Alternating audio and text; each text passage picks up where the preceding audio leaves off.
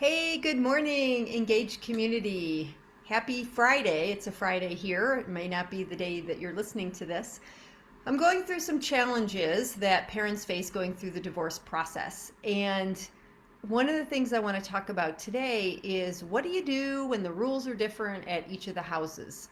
Now, this is pretty common actually. I always kind of think about and talk to parents about the fact that when you were living together, did you guys sync all of the time? Probably not. There were probably disagreements about various things. It could have been about, meals, it could have been about activities for the kids, it could have been about bedtimes. All sorts of things come up for people. So, rules were not always probably in alignment when you guys were together. And so, the fact that now you're living in separate households, they are not magically all of a sudden going to be in alignment. They're probably still going to be the way they were before. So, keeping that in mind, what do you do about that? This ties in nicely with what I talked about yesterday with control. What do you have control over? It is nice for the kids. The best thing for the kids is having that consistent schedule. So if it's 8 o'clock bedtime at mom's, it's 8 o'clock bedtime at dad's. If there's rules around how much TV to watch or foods to eat or any of that kind of stuff, as much as you can be consistent, the better. And the challenge is one that comes up a lot for people when they're always at odds and they don't agree on anything and they just can't seem to get on the same page.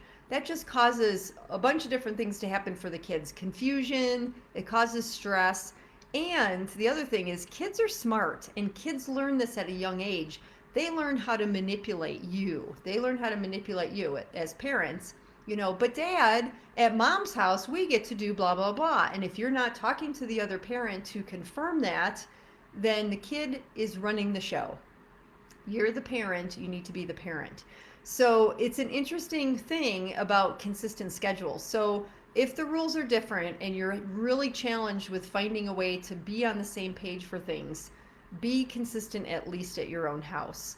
And again, you never want to say, well, that's your dad and that's just stupid. Why would your dad do that? Because that's not what we do here. Or, I don't understand your mom. Like, that's just crazy making. Why is she doing this?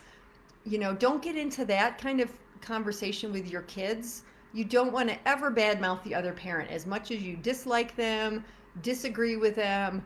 Don't do that with or to your children. That just causes a mess for the kids. Be consistent at your own house.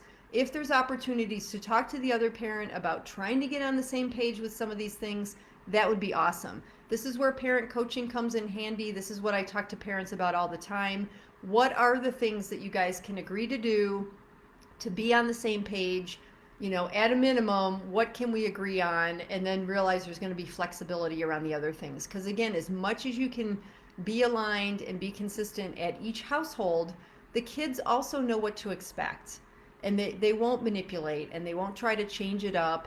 They won't be stressed. They won't be anxious. So remember, this is about the kids. This isn't about you. This is not about you. This is about the kiddos. So keep that in mind. Food for thought for today. Be consistent, at least at your own house, for sure. And go out and make it a great day. And I will see you tomorrow.